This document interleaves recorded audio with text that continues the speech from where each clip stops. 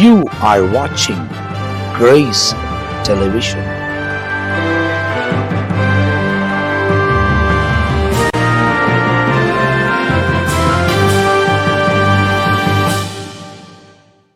ஆண்டவரும் அருமை இரட்சகராக இயேசு கிறிஸ்துவின் நாமத்தினால் உங்கள் யாவருக்கும் எங்களுடைய அன்பின் வாழ்த்துக்களையும் ஸ்தோத்திரங்களையும் தெரிவித்துக் கொள்கிறோம். தேவனுடைய பெரிதான கிருபையால் நித்திய ஜீவன் என்ற இன்னொரு பகுதியில் உங்களை சந்திப்பதில் நான் மிகவும் மகிழ்ச்சி அடைகிறேன். நித்தியத்தை குறித்து ஏராளமான காரியங்களை வேதத்திலிருந்து நாம் ஆராய்ந்து அறிந்து கொள்ள தேவன் நமக்கு உதவி செய்கிறார். நித்தியம் என்பது நம்முடைய வாழ்க்கையில் ரொம்ப முக்கியமான ஒன்று. அதுதான் நமக்கு நித்திய காலமாய் நாம் போய் வாழக்கூடிய ஒரு இடமா இருக்க போகிறது. இந்த உலக வாழ்க்கை அனித்தியமானது, அழிந்து போகக்கூடியவைகள். இதில் நாம் நிலை நிற்கப் போவதில்லை, நாம் கடந்து போக போகிறோம். ஆனால் அந்த வாழ்க்கை தான் நித்திய காலமாய் நாம் வாழ்வதற்காக தேவன் நமக்கு ஆயத்தம் பண்ணியிருக்கிறது. அப்போ அந்த நித்திய வாழ்க்கைக்குள் நாம் பிரவேசிக்க வேண்டுமானால் என்ன செய்யலாம் என்பதை இத்தனை நிகழ்ச்சிகளிலும், ஒளிபரப்பப்பட்ட அத்தனை நிகழ்ச்சிகளிலும் உங்களுக்கு துல்லியமாய் வசனத்தின் ஆதாரத்தோடு கூட தேவனுடைய ஊழியக்காரர்களும் எங்களோட ஆவியானவர் தான் செயல்பட்டு உங்களோடு கூட பேசி வருகிறார். அப்போ நல்லா தெரிந்து கொள்ளுங்கள், நாம் இந்த உலகத்தில் நிரந்தரமாய் வாழப்போகக்கூடியவர்கள் அல்ல. யோவான் 3:16 என்ன சொல்லுகிறது? தேவன் தன்னுடைய ஒரே பேரான குமாரனை விசுவாசிக்கிறவன் எவனோ அவன் கெட்டு போகாமல் நித்திய ஜீவனை அடையும்படி அவரை தந்தருளி இவ்வளவாய் நம் மீது அன்பு கூர்ந்தார் என்று எழுதப்பட்டிருக்கிறது. அப்ப நித்தியத்துக்காக தான் இயேசு இந்த உலகத்துக்குள் பிரவேசித்தார் என்பதை நாம் ஆழமாய் அறிந்து கொள்ள வேண்டும். உலகத்துல இந்த விடுதலை, நன்மை, ஐஸ்வர்யம், கனம்லாம் அப்படின்றதுக்குள்ளே மறைஞ்சிரும். உங்களோட எதுவுமே வராது. மூச்சு போச்சுன்னா எல்லாமே போச்சு. நல்லா தெரிஞ்சுக்கொள். அதுக்கு பிறகு நீ எதுவுமே கொண்டு போவதில்லை, எதுவுமே அந்த இடத்துல சேகரித்து கொண்டு போவதில்லை. அதனால நல்லா தெரிந்து கொள், இந்த உலகத்தோடு கூட நம்முடைய உலக வாழ்க்கை முடிந்தாலும் அதுக்கு பிறகு வரப்போகிற நித்தியம் 2 இடத்துல இருக்கும். ஒன்று, தேவனோடு கூட மத்திய ஆகாயத்தில் 7 வருஷம் 1000 வருஷம் அரசாட்சி, நித்தியமாய் பிதாவின் வீட்டிலே நமக்காக ஆயத்தம் பண்ணப்பட்டிருக்கிற அந்த ஸ்தலத்திலே அந்த நித்திய வாழ்க்கையை நாம் வாழப்போகிறோம். நிறைய பேர் என்ன யோசிக்கிறாங்கன்னா, புதிய வானம் புதிய பூமியில் ஆண்டவர் திரும்ப கொண்டு போய் நம்ம வைப்பார்னு. இல்லை, பிதாவின் வீட்டில் அநேக வாசஸ்தலங்கள் உண்டு. அதில் ஒன்றை தான் உங்களுக்கு ஆயத்தம் பண்ணி நான் திரும்ப வந்து நீங்கள் என்னோடு கூட இருக்கும்படி உங்களை கூட்டிட்டு போறேன்னு சொல்லி இயேசு வாக்கு பண்ணியிருக்கிறார். அவர் வார்த்தையில் உண்மை உள்ளவர், அவர் பொய் சொல்லவே மாட்டார். அதனால அவர் என்ன சொன்னாரோ அதுதான் நிறைவேறும். புரியுதா? நம்ம இன்னைக்கு 1008 கேல்குலேஷன் நம்ம போட்டு வச்சாலும் அவர் என்ன சொல்றாரோ அப்படிதான் எல்லா காரியங்களும் நடக்கும்.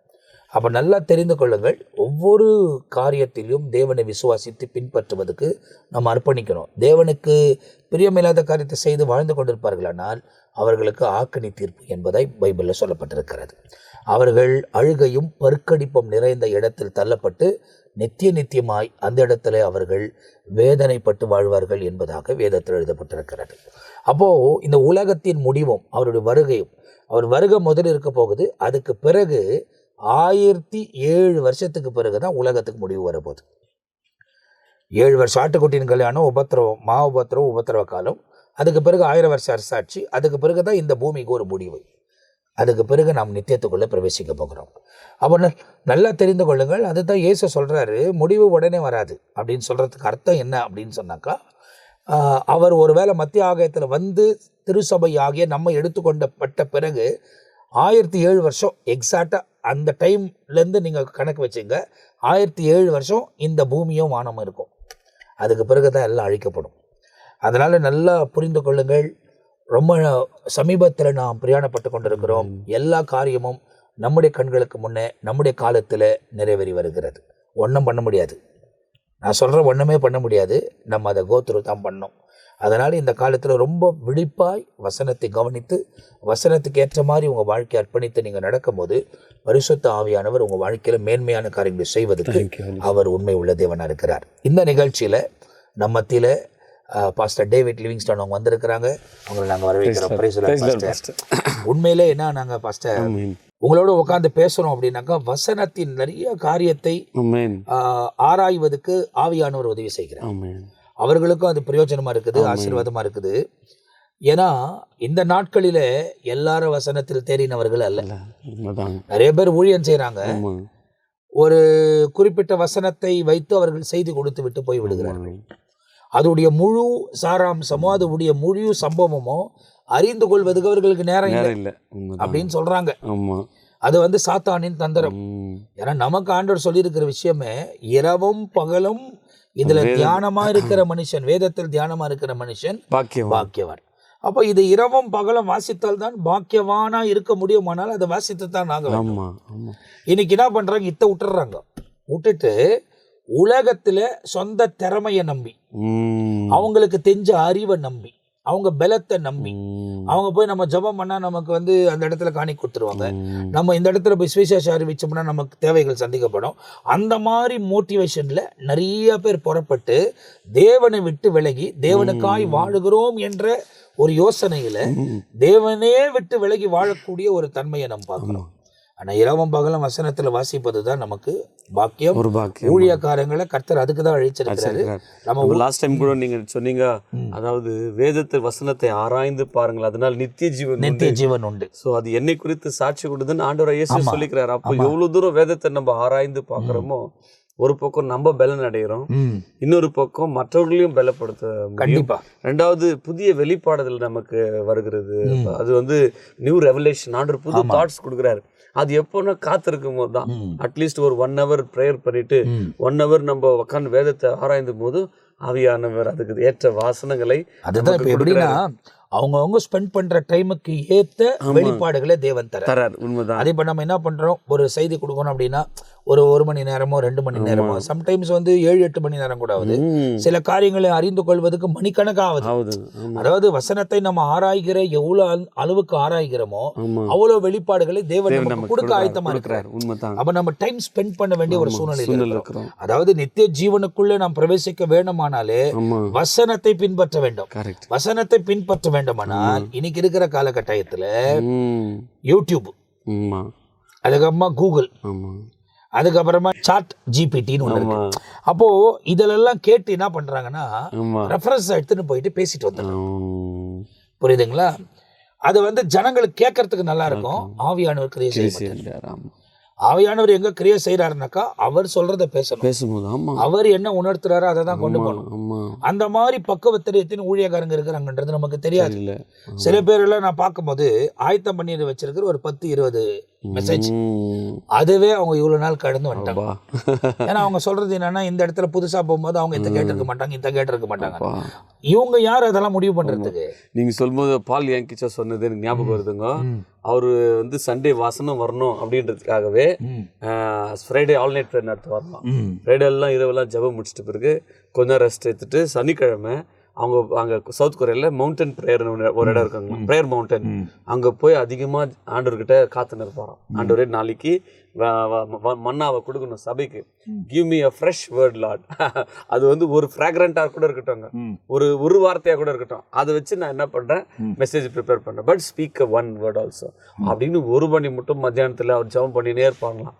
ஆண்டு ஒரு வார்த்தை கொடுத்தாருன்னா அப்புறம் வீட்டுக்கு அதன் அடிப்படையில் ஒரு மெசேஜ் ப்ரிப்பேர் பண்ணி சண்டே அவர் பிரசங்கம் பண்ணும்போதோ ஜனங்களுடைய உள்ளங்கள் தாக்கப்பட்டது. அதனால்தான் லட்சக்கணக்கான ஜனங்க வர ஆரம்பிச்சாங்க. அதுதான் நான் சொல்றேன், எப்போ தேவனை தேடி போறோமோ இதெல்லாம் நம்மள தேடி வருது. ஆனா நம்ம என்ன பண்றோம் அப்படின்னாக்கா இதை விட்டுறோம். இதை சும்மா கட்டாயத்துக்காக காலையில எழுந்து ஒரு பகுதி, ஒரு பேரா இல்ல ஒரு சாப்டர், ஒரு பாரம்பரியமா வச்சுன்னு இருக்கிறாங்க. சில பேர் வெறும் கேலண்டர்ல இருக்கிற வசனம் இல்லைன்னா இப்போ கேலண்டர்ல கூட மொபைல் போன்ல டெய்லி ஒரு வார்த்தை கொடுக்குறோம். இல்ல ஃபர்ஸ்ட் நான் என்ன சொல்றேன்னா, இந்த டெய்லி வாக்கு தத்தம் கொடுக்குறவங்களெல்லாம் நான் ஏத்துக்கிறது இல்லை. அதாவது ஏத்துக்கிறது இல்லை. இப்போ இந்த மாசம் வாக்கு தத்தம் எப்போ வந்துச்சு? முன்ன இருந்துச்சா? முன்ன காலத்துல அதெல்லாம் கிடையாது. இப்போதான் அது வாரத்துக்கு, அதாவது வருஷத்துக்கு ஒண்ணு மாசத்துக்கு ஒண்ணு இப்போ வாரத்துக்கு ஒண்ணு நாளுக்கு ஒண்ணு மணிக்கு நேரத்துக்கு ஒண்ணு வந்துருச்சு. அப்போ ஆண்டவர் கேட்கற விஷயம் என்னன்னா, டேய் நான் எழுதி வச்சது நீ ஆண்டவர் எடுத்துன்னு போய் கொடுத்து அப்படின்னு நிறைவேறாது. ஆண்டவர் சொன்னாதான் நிறைவேறும். அதுதான். நம்ம 1008 முறை அதை சொன்னாலும் அது அவங்க வாழ்க்கையில நிறைவேற போவதில்லை. ஆமா தேவனுடைய திட்டம் இருக்குது. ஆமா. இவங்க எப்படின்னா வாழ்வாங்க, இவங்க எப்படின்னா ஜீவனம் பண்ணுவாங்க, எப்படின்னா ஆக்டிவிட்டியில இருப்பாங்க, அவங்களுக்கு வந்து வாக்குத்தத்தம் வேணும். அது வந்த உடனே கர்த்தர் என்னை பார்த்து இதை பேசிட்டாரு. அதாவது இந்தியாவில் 145 கோடி ஜனத்துல அந்த நிகழ்ச்சிகள் எல்லாம் பார்க்கக்கூடிய இல்ல 1000மோ 2000மோ 10,000மோ 20,000 பேர்ல ஒரு 10 பேர் வாழ்க்கையில தேவ சித்தத்தின்படி அது நிறைவேறி இருக்கலாம். அது இந்த வார்த்தையின் இந்த டைமுக்கு அந்த வார்த்தை போயிருக்கும், அதனால நிறைவேறிச்சு அவங்க யோசிச்சுட்டு இருக்கிறாங்க. இதெல்லாம் முடிவு எங்க தெரியும்னாக்கா அவர் வரும்போது.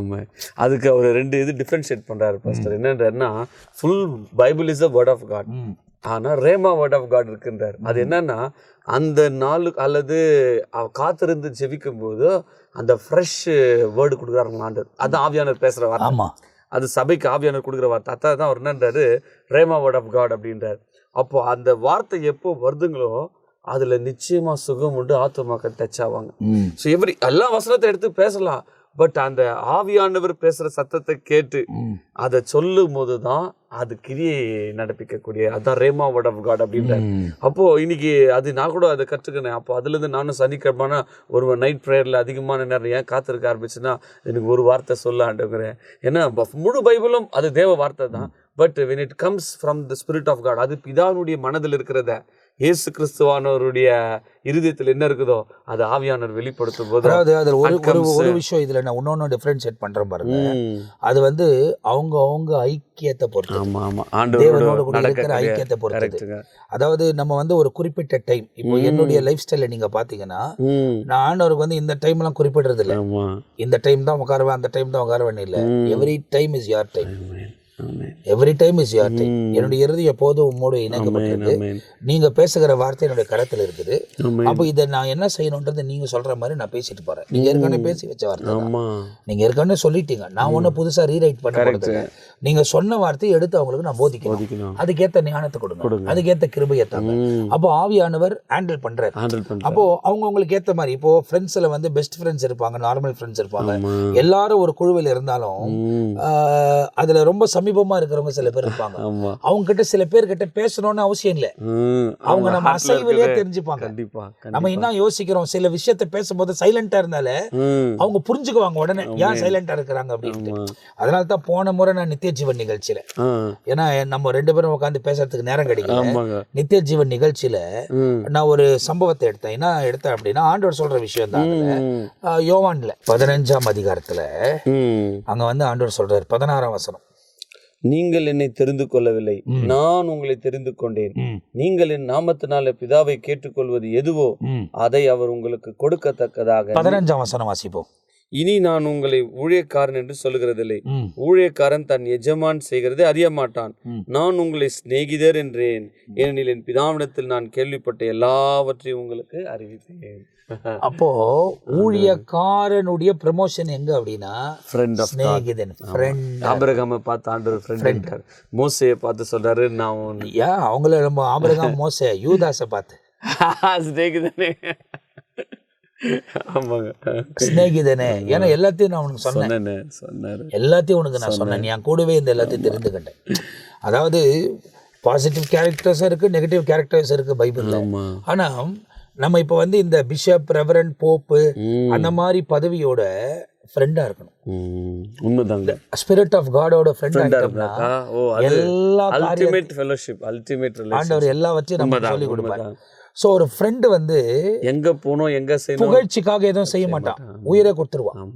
அதான ட்ரூ ஃப்ரெண்ட்ஷிப். அந்த ட்ரூ ஃப்ரெண்ட்ஷிப். நம்ம உலக இப்ப இருக்கிற ஃப்ரெண்ட்ஷிப் இல்ல. இப்ப இருக்கிற ஃப்ரெண்ட்ஷிப் எல்லாம் பணம், பொருள், புரியுதுங்களா, நம்மளுடைய சுத்தி இருக்கிற வசதிக்காக தான்.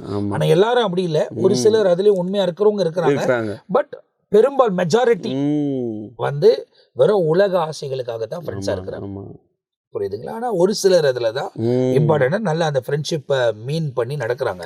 ஆனா இந்த உலக ஃப்ரெண்ட்ஷிப் காட்டிலும் ஆவியானவரோட ஃப்ரெண்ட்ஷிப்பா இருக்கிறது வித்தியாசமான காரியம். அதனால வந்து அதை வந்து நான் போன வாட்டி எடுத்துக்கும் போது ஆவியானவர் எனக்கு அந்த இடத்துல உட்கார்ந்து இருக்கும் போது உணர்த்தினாரு. உடனே அதை பார்த்தேன்.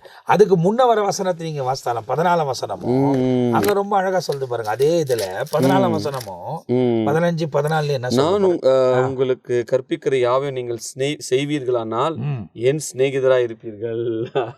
What ever I tell you, அதுதான். அப்போ சிநேகிதன் ஆவதுக்கு என்ன பண்ணணும்னு சொல்லிட்டாரு. நான் சொல்றது if you want to become my friend, you have to do what I tell you. ஆமா. So they should not be a why, where, when. ஆமா. ஸோ வாட் எவர், எங்க, எப்போ, ஏன், எதுக்கு. ஆமா.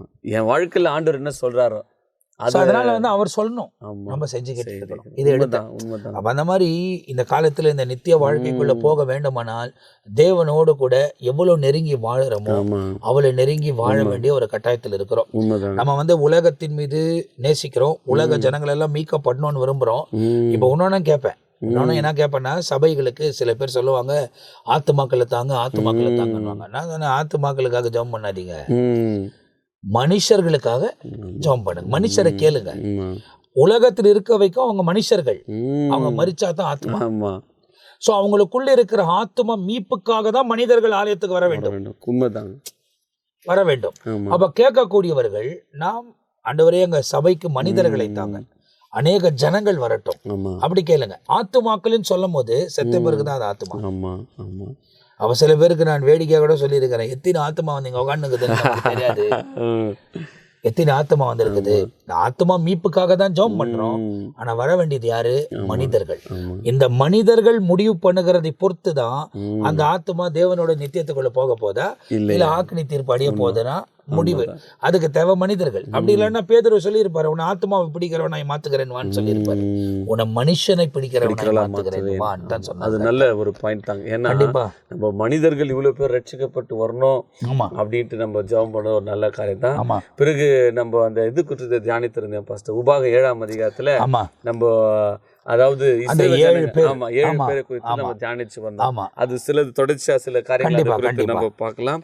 உபாகம் 7ஆம் அதிகாரம் 1ஆம் வசனம், நீ சுதந்திரித்து போகிற தேசத்தில் உன் தேவனாகிய கர்த்தர் உன்னை பிரவேசிக்க பண்ணி உன்னை பார்க்கல ஜனம் பெருத்த ஜாதியாகிய ஏத்தியர், கிர்காசியர், எமோரியர், கானானியர், பெர்சியர், ஏவியர், எபூசியர் என்னும் 7 பலத்த ஜாதிகளை உனக்கு முன்பாக துரத்தி.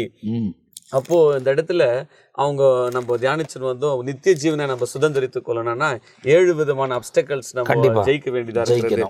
இப்போ இஸ்ரவேல் ஜனங்க அவங்க எகிப்திலிருந்து ஆட்டுக்குட்டியின் ரத்தத்தினால மீட்கப்பட்டு அங்கே மோசேயின் மூலமாக ஞானஸ்தானம் ஏற்றுக்கொண்டாங்க. எங்கள் சிவந்த சமுத்திரத்தில் மேகம் ஸ்தம்பத்தினால, அக்னி ஸ்தம்பத்தினால ஆவியானவருக்கு அடையாளமாக அவங்க வனாந்தரத்துக்குள்ளே வந்துட்டாங்க. ஆனால் ஏன் அவங்களால அந்த நித்திய ஜீவன் என்ற கானான் தான் அவங்களுடைய அல்டிமேட் கோல், அவங்க அந்த இடத்துல போய் சேரணும். ஆனால் அவங்களால சேர முடியல. ஏன் என்று சொல்லும் போது ஒரு பக்கம் இதெல்லாம் நமக்கு திருஷ்டாங்களாக இட் இஸ் திருஷ்டாங்கமாக வைக்கப்பட்டிருக்கிறது. 1 கொரிந்தியர் 10 பவுல் எழுதுறாரு, ஏன் அவங்கள குறித்து ஏன் எழுதப்பட்டிருக்கிறது என்று சொன்னால், இந்த புது உடன்படிக்கை இருக்கிற நமக்கு நீங்க இந்த விதத்துல விழுந்துடக்கூடாது என்ற ஒரு எச்சரிக்கைக்காக. இப்போ இன்னைக்கு நான் காலையில படிக்கும் போது கூட அது குறித்து ஆண்டவர் எபிரேயர்ல 3ஆம் அதிகாரத்திலையும் ஆண்டு சில வசனங்களை வெளிப்படுத்தினார்.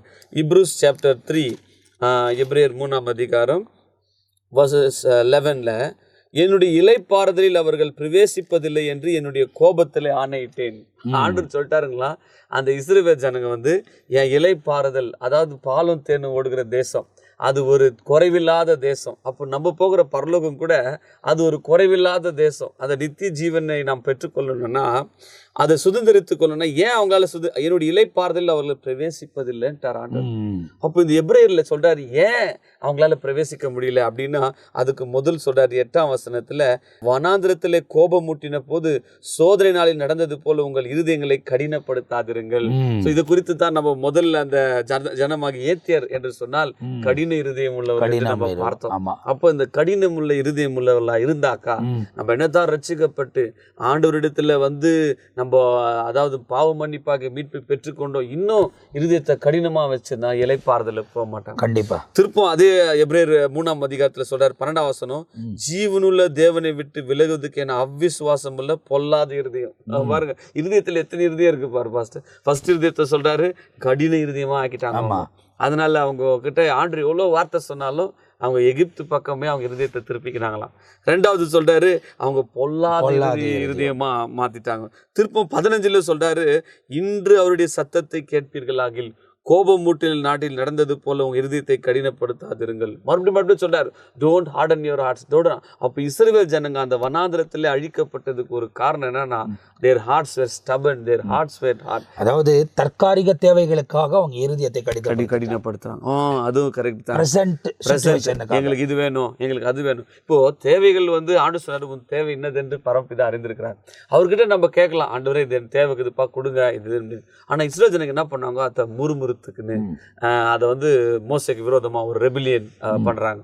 அப்போ ஆண்டருக்கு பிடிக்காத ஒரு காரியம் பாஸ்டர், இந்த கம்ப்ளைனிங் ஸ்பிரிட். இன்னைக்கு நிறைய பேர் கிறிஸ்தவங்க ரட்சிக்கப்பட்ட குடும்பத்துக்கு கூட நான் பாக்குறேன், போய் ஒரு வீட்டுல நல்லா இருக்கிறீங்களான்னு கேட்டா போதும், கம்ப்ளைண்ட் ஆரம்பிக்கிறாங்க பாருங்க, இது சரியில்லை, அது சரியில்லை, இது சரியில்லை, அவங்க சரியில்லை இது. அப்போ அந்த என்ன ஆயிடுச்சுன்னா, ஆண்டவர் துக்கப்படுவார்ல, உனக்கு நான் ஜீவனை கொடுத்தேன், உனக்கு இந்த வீட்டுக்கு தேவையான எல்லாவற்றையும் நான் கொடுத்துருக்கிறேன், ஆனாலும் கூட வாய் திறந்த உடனே என்னன்றாங்கன்னா இல்லைன்ற காரியம் தான் வந்து. இதுதான் இஸ்ரவேல் ஜனங்க அங்க பண்ண தப்பு, முறுமுறுத்தார்கள். அப்ப எப்பவுமே கம்ப்ளைனிங். மோசையை பார்த்து எங்களை சாகடித்து கொண்டு வந்துட்டீங்களா? ஆண்டு எதுக்காக நம்மளை அழைச்சா? நித்திய ஜீவனை போய் சுதந்திரித்துக்கோ, பாலும் தேன் ஓடுற தேசத்தை போய் சுதந்திரித்துக்கோ. அது வந்து அந்த குறைவில்லாத ஒரு தேசம், அந்த தேசம். அது வந்து அதான் சொல்றாரு, எகிப்துல நீ எத்தனை போய் தண்ணி ஊத்துவ அந்த செடிகளுக்கெல்லாம், ஆனா அந்த தேசம் அப்படி கிடையாது. அது வருஷம் ஆரம்பத்தோட முடி வரைக்கும் தேவனால் விசாரிக்கப்படுகிற தேசம். அந்த இடத்துக்கு உன்னை நான் கூட்டின்னு போனுக்கிறேன்னா, இவங்களுடைய இருதயம் பொல்லாத இருதயமா மாறிச்சு. அவங்களுடைய இருதயம் கடின இருதயமானால, அதே எபிரேயர் 3:19 ஆதலால் அவ்விசுவாசத்தினால அவர்கள் அதில் பிரவேசிக்க கூடாமல் இருக்க பார்க்கிறோம். அப்போ அவங்க ஃபர்ஸ்ட் என்ன பண்ணிட்டாங்க, அவங்களுடைய இருதயம் கடினமாயிடுச்சு. ரெண்டாவது பார்த்தீங்கன்னா அன்பிலீஃப்.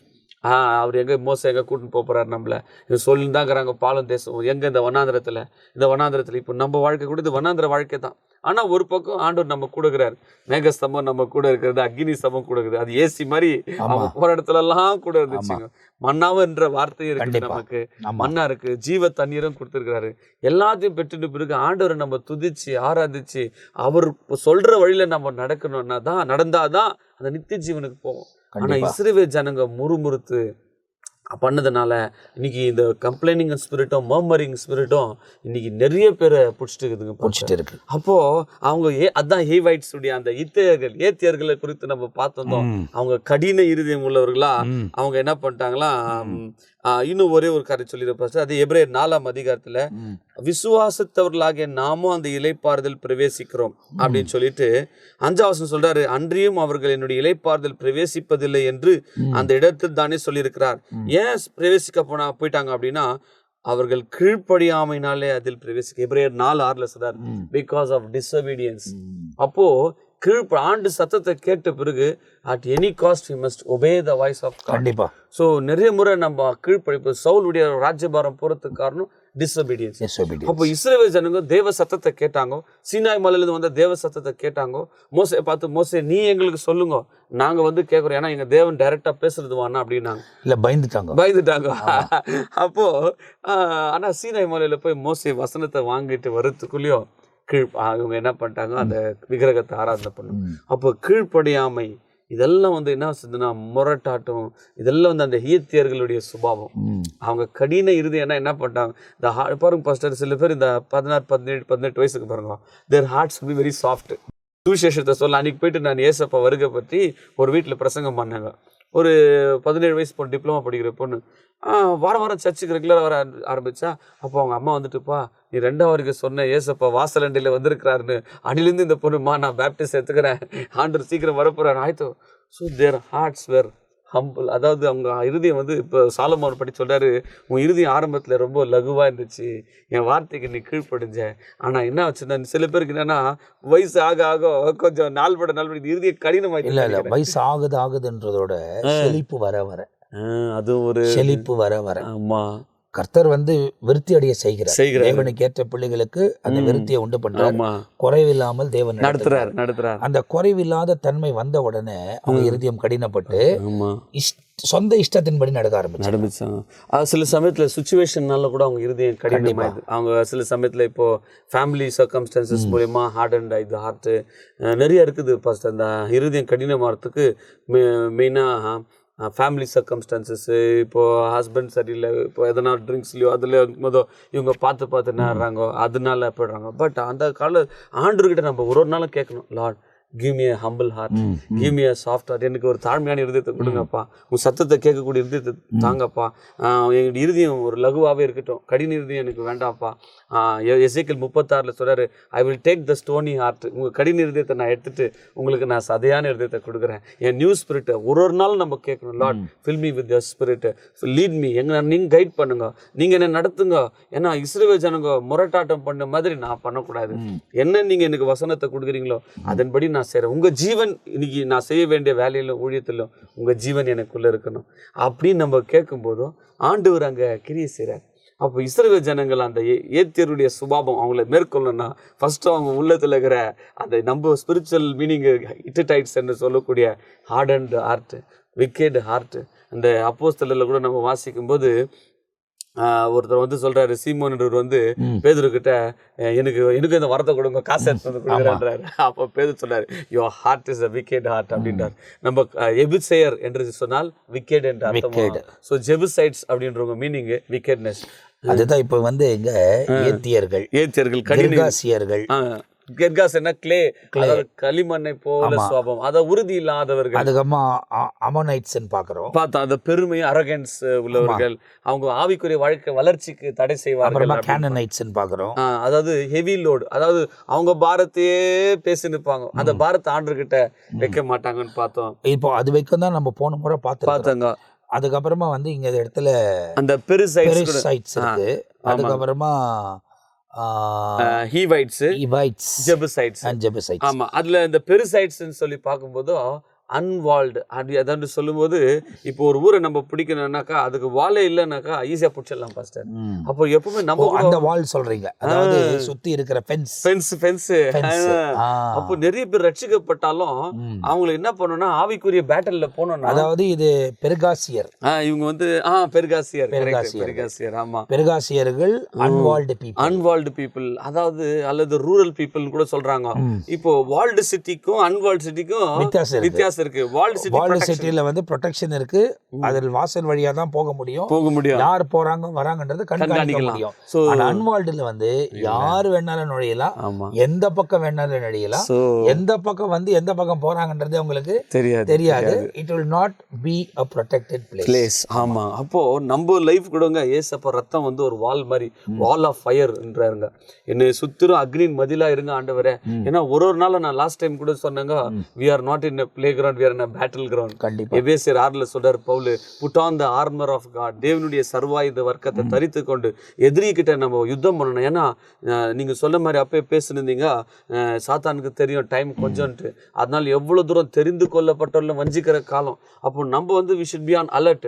எப்பவுமே ரட்சிப்பெண்ணும் தலைசிராவை போட்டுக்கணும், ஆவின் பட்டயமா வசனத்தை வைத்து விசுவாச கேடகத்தை பிடிச்சுன்னு யுத்த காலத்துல நான் எப்பவுமே நின்று நம்ம ஆண்டவர் எனக்காக யுத்தம் செய்வார்னு முன்னோக்கி போகிற ஒரு சோல்ஜர் மாதிரி இருக்கணும் பாஸ்டர். ஒரு Christian life is a battle ground. அது நம்ம ஜெயிக்கணும்னா நம்ம we must be a walled. அப்போ ஆண்டவர் நமக்கு அதான் தாவீது சொல்றாரு, என் கோட்டை நீரே, என்னுடைய துர்கம் நீரே அப்படின்றார். அப்போ ஆண்டவரை நம்ம கோட்டையா வச்சுட்டு நம்ம யுத்த காலத்துல போகும்போது பெரிய வெற்றி இருக்கு. இந்த நிகழ்ச்சி நீங்க பாருங்க, இப்போ தொடர்ச்சியா பேசப்பட்ட காரியங்களை நம்ம இப்போ அது கவனித்து கொண்டிருக்கிறோம். இந்த இடத்துல நீங்க பார்க்கும்போது ஏற்கனவே நம்ம பாஸ்டர் டேவிட் லிவிங்ஸ்டன் அவங்க வந்த போது 2 எபிசோடுக்கு முன்னே, அதுக்கு முன்னே 2 எபிசோட்லேருந்து நீங்கள் பார்ப்பீங்கன்னா இந்த கிர்காசியர், அமோரியர், அதுக்கப்புறமா கானானியர், அதுக்கப்புறமா பெர்காசியர் குறித்து இப்போ இதில் தியானிச்சிருக்கிறோம்.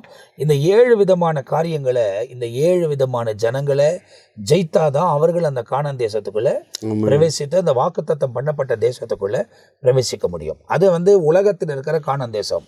இப்போ நம்ம போகிற இடம் வந்து பரம கானான். அப்போ இந்த ஆவிகள் இருக்குது, அந்த மனிதர்கள் அப்ப இருந்தார்கள். இப்போ இப்படிப்பட்ட ஆவி வந்து மனிதர்களுக்குள்ள போய் கிரியை செய்கிறது. இதை நாம் ஜெயிக்க வேண்டும். அப்படி ஜெயித்தாதான் பரம கானானுக்குள்ள பிரவேசிக்க முடியும். அப்போ நம்முடைய யுத்தம் வந்து மாம்சத்தோட ரத்தத்தோடும் அல்ல.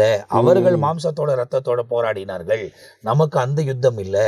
நம்ம வான மண்டல பொல்லாத ஆவிகளோடு கூட சர்வ ஆயுத வர்க்கங்களை தரித்து கொண்டு தேவனோடு கூட நின்று அவைகளை எதிர்த்து நின்று ஜெயிக்கக்கூடிய ஸ்தானத்தில் நின்றுக்கிறோம். நம்ம ராஜா ஜெயிச்சிருக்கிறாரு, அதனால நமக்கும் அந்த ஜெயத்தை நிச்சயமா கட்டளையிடுவாரு. ஏன்னா அவர் ஜெயிச்சதுனால வழி அவர் தான். அந்த வழியில ஃபாலோ பண்ணோம்னா வெற்றி நமதே. அதனால எந்த விதத்திலும் தோல்வி சந்திக்க மாட்டோம். இதுல நிறைய காரியங்கள் இருக்கு, அதை குறித்து பாஸ்டர் அவங்க சொல்றாங்க. ஏன்னா ஆரம்பத்துல ஒரு 2-3 வாரம் இடைவேளைக்கு பின்பு வந்த உடனே பேசிக்கான சில காரியங்களை இந்த நிகழ்ச்சியில பேசியிருக்கலாம். ஆனா இந்த சப்ஜெக்டை குறித்து நாம் தொடர்ந்து அடுத்த எபிசோட்ல பார்க்க போகிறோம். நல்லா கவனித்துக் கொள்ளுங்கள். நித்தியம் நமக்கு ரொம்ப பக்கத்தில் இருக்கிறது. தேவனுக்கு ஏற்ற மாதிரி உங்க வாழ்க்கை அர்ப்பணித்து வாழுங்கள். நிச்சயமாய் தேவன் உங்க வாழ்க்கையில மேன்மையான காரியங்களை செய்வதற்கு அவர் வல்லமை உள்ளவராக இருக்கிறார். உலக வாழ்க்கை தற்காலிகமானது, முடிந்து போகும். அது நித்திய வாழ்க்கை நிரந்தரமானது. அதன் மீது கவனமாக இருந்துங்கள். தேவன் பெரிய காரியங்களை செய்வார். எனவே இந்த நிகழ்ச்சியிலும் எங்களோடு கூட இணைந்து கர்த்தருடைய வார்த்தைகளை பகிர்ந்து கொண்டதுக்காக ரொம்ப நன்றி பாஸ்டர். ரொம்ப இன்ட்ரெஸ்டிங்கா இருக்கு. தொடர்ந்து நாம் இந்த நிகழ்ச்சிக்குள்ள போய் இந்த வசனங்களை ஆராய போகிறோம். அடுத்த பகுதியில் உங்களை சந்திக்கிற வரை, ஒருவேளை அவருடைய வருகை தாமதிக்குமானால், கர்த்தர் எங்களை ஜீவனோடு வைப்பாரானால் உங்களை நிச்சயமா சந்திப்போம். அதுவரை அல்ல எபிரேயர் 4:15 நம்முடைய பலவீனங்களை குறித்து பரிதபிக்க கூடாத பிரதான ஆசாரியர் நமக்கு இராமல் எல்லா விதத்திலும் நம்மை போல சோதிக்கப்பட்டு பாவம் இல்லாத இருக்கிற பிரதான ஆசாரியர் நமக்கு இருக்கிறார். ஆதலால் நாம் இரக்கத்தை பெறவும் ஏற்ற சமயத்தில் சகாயம் செய்யும் கிருபை அடைவும் தைரியமாய் கிருபாசனம். என்னன்றா, ஐயோ இந்த மாதிரி எல்லாம் நிறைய பேட்டில் ஃபீல்டு இருக்கு, என்ன பண்ணலாம் அப்படின்னா, we have a high priest. நமக்கு ஒரு பிரதான ஆசாரியர் இருக்கிறார். அவர் எப்பேர் பெற்றோம்னா எல்லா விதத்திலும் அவரும் சோதிக்கப்பட்டார். ஆனா பாவம் இல்லாத நமக்கு சொல்றாரு, பரிதபிக்காத. ஆமா, சோ நீ பேட்டில் பண்ணாத, நீ கிருபாசன தண்டைக்கு வா, நான் ஹெல்ப் பண்றேன், ஏற்ற சமயத்துல உனக்கு சகாயம் செய்வேன். சோ இந்த நிகழ்ச்சியை பாக்குறவங்க உங்க வாழ்க்கையில இந்த மாதிரி ஹார்ட் அண்ட் ஹார்ட்டோ இல்ல ஒரு உறுதியான நிலைமை உங்க வாழ்க்கையில இல்லைன்னா, நீங்க ஆண்டவர்கிட்ட என்ன பண்ணுங்க, ஆண்டவரே எனக்கு இந்த விஷயத்துல உதவி செய்யுங்க, நீங்க பிரதான ஆசாரியர் எனக்காக பிதாவுக்கிட்ட பரிந்து பேசுங்க. அப்பொழுது ஆண்டவர் நிச்சயமா நமக்கு அந்த புது இருதயத்தையும் புதிய ஆவியை கொடுத்து உங்க வாழ்க்கையில வர, நீங்க நினைக்காதீங்க எனக்கு தான் இந்த சோதனை, எனக்கு தான் இந்த நிலைமை இருக்கு, என் வாழ்க்கை முறுமுறுப்புல கம்ப்ளைனிங்ல போய்கொண்டு நினைக்காதீங்க. ஆண்டவர்கிட்ட உங்க பிரச்சனையெல்லாம் சொல்லும்போது அவர் ஏற்ற, ஏன்னா நமக்கு ஒண்டர்ஃபுல் ஹை பிரீஸ்ட் இருக்கிறார். அவர் எல்லாவற்றிலும் நம்ம போல சோதிக்கப்பட்டவர். நமக்கு சகாயம் செய்ய அவர் ஏற்ற காலத்துல நிச்சயமா நமக்கு உதவி செய்வார். ஆமென். அப்போ தேவனோடு இணைந்திருங்கள். இந்த காரியங்கள் உங்களுக்கு போதிக்கப்பட்டிருக்கிறது. தொடர்ச்சியா இருக்கிற பகுதியை அடுத்த பகுதியில் நாம் பார்க்க போகிறோம். அதுவரை நாங்கள் 2 பேரும் விடைபெறுகிறோம். கர்த்தர் உங்களை ஆசீர்வதிப்பாராக. ஆமென்.